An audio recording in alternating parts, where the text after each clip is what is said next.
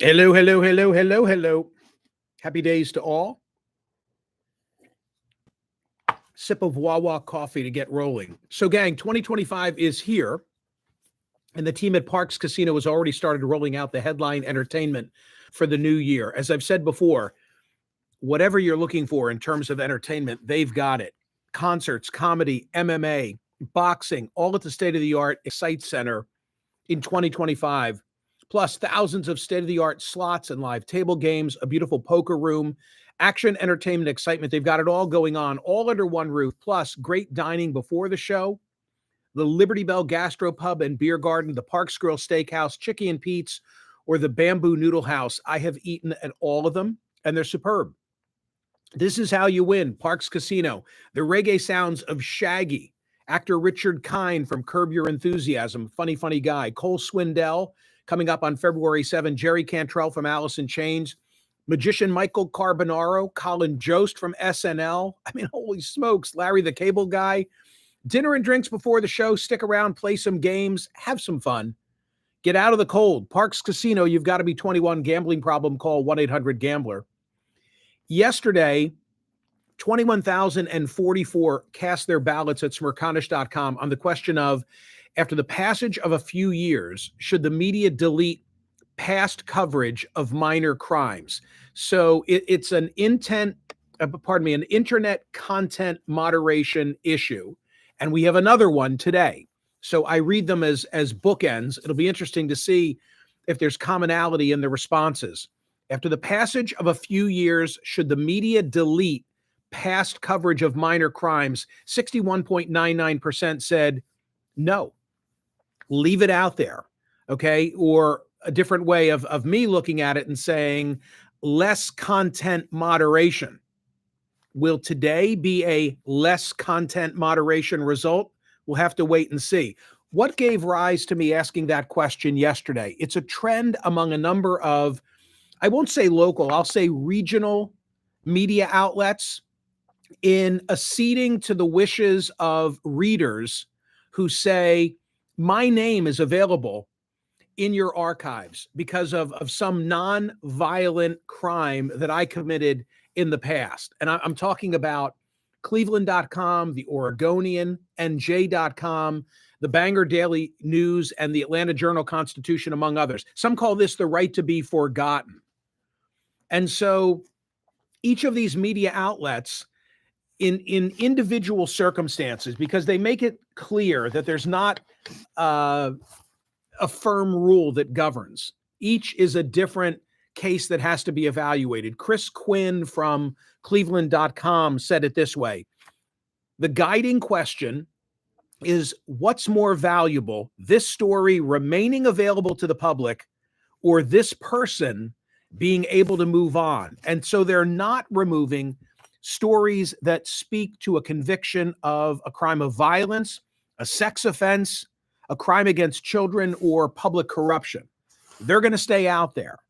But for others, they've been granting the wish. And it's a discussion similar to whether somebody has to check a box when making an employment application or a housing application as to whether they've been convicted of a crime.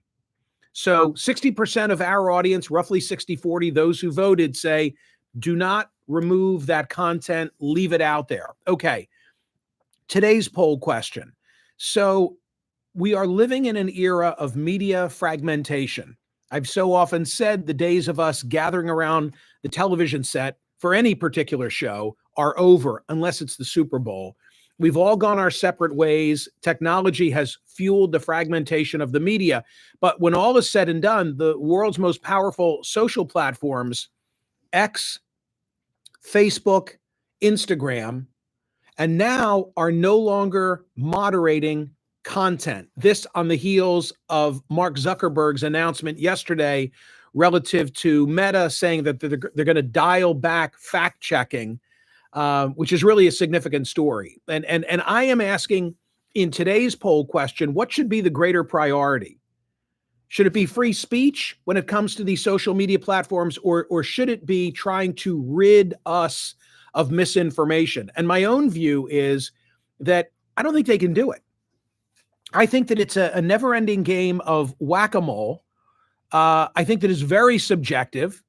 I don't think because of the volume of the content that they can stay on top of everything, and consequently bias is going to be a part of the process. And a large part of my thinking comes from reading a book, Facebook, The Inside Story by Stephen Levy, who is an editor at Wired. And I went back and reread one particular part of this book last night because I'm so often quoting it on radio and to a lesser extent on television. But it's Stephen Levy discussing how in writing this book, he was given access to a content moderation center run by a third party because Facebook and other social media giants previously have contracted out this work. So Stephen is able to go into a warehouse-like environment of cubicles and individuals being paid roughly $15 an hour, given 40 seconds per piece of content to make a decision as to whether it's hateful, whether it's terrorism, whether it's something that represents bullying. And I just don't think it's possible that decisions can be made like that, and errors will then follow. And people's free speech, even though it's not a government issue per se, is going to be squelched. Let me just quote a little bit from the book because it makes the point. I think. Stephen Levy, in his book, Facebook. Since 2012, when Facebook started centers in Manila and India, it began outsourcing companies to hire and employ the workers. They can't attend all hands meetings and they don't get Facebook swag. Facebook is not the only company to use content moderators. Google, Twitter, and even dating apps like Tinder have the need to monitor what happens on their platforms, but Facebook uses the most. I'm just skipping around as I share some of this. The moderators are almost always employed by outsourcing companies like Accenture or Cognizant, and their wages are relatively low, generally in the $15 an hour range. They view an astounding amount of horrifying content at a brisk pace. The rules they use to determine what will stay up or be taken down are deceptively complicated. And then he talks about what happened when he went into the Facebook monitoring center in Phoenix. Facebook expects moderators to make about 400 jumps a day, which means an average handle time of around 40 seconds for them to determine whether a questionable video or post must remain, be taken down, or in rare cases, escalated to a manager who might send the most baffling decision to the policycrats in Menlo Park. That's their headquarters. Facebook says that there is no set time limit on each decision, but reporting by journalists and several academics who have done deep dives on the process all indicate that pondering existential questions on each piece of content would put one's low-paying moderation career at risk. One of the moderators I spoke to seems to be lodging a personal war against this unwritten quota. His personal goal is 200 jumps per day. When you do it too fast, you miss the little details, he said. And then finally, in this discussion of the book by Stephen Levy, he talks about the errors, the mistakes that get made. How many? It's hard to say, but one indicator is the number of times that a user appeal of a decision was upheld. In the first 3 months of 2019, Facebook removed 19.4 million pieces of content. Users appealed 2.1 million of those decisions and were upheld. That is, the original decisions were wrong a little under a fourth of the time. Another 668,000 removed posts were restored without an appeal. In other words, though most of the time the calls are correct, there are still millions of people affected by an inability of moderators to get things right in that stopwatch atmosphere. And that's what I'm getting to in the poll question today. Which is better? Is it better that we err on the side of free speech or on the side of content moderation? And I had that quote in the back of my mind as I was thinking about this as a poll question today. It was from Blackstone, or at least it's attributed to a great legal thinker in England many, many years ago about better that, do you remember this? something like better that 100 innocent individuals go free. Wait a minute, Michael, say it correctly. Better that the innocent go. What am I trying to say? Hold on. Let me look at my notes. I want to get this right. It is better that 10 guilty persons escape. That's what it is, than that one innocent suffer. So it's a balancing act, is what I'm trying to say in a cumbersome fashion. Are we better served when even mistakes get made in an effort to rid us of the bad content? Zuckerberg acknowledged yesterday in his video release that there are going to be mistakes made and bad stuff is going to get out as a result of this. But there's a trade-off, right? Because the alternative is that a lot of speech that is improperly flagged in the whack-a-mole process would otherwise suffer. So I expect it's going to be a lopsided result. I'll probably be on the losing end of this one again when I cast my own ballot. But I think it's more complicated than the perception that I'm seeing in the media where people are saying, oh, this is horrible because it's going to be a free-for-all and it's going to benefit pro-Trump voices. I think it's more complicated than that when you try and understand, well, what's the alternative? How could you moderate? Artificial intelligence can only go so far.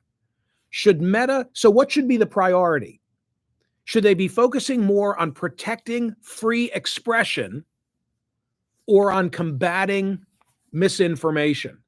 The Wall Street Journal editorial is one that I was just reading in terms of them being celebratory and saying that this is a good outcome given some of the decisions that were made in the 2020 election and in the pandemic atmosphere. They called it a mea culpa for the ages when Zuckerberg walked back most of the platform's speech controls.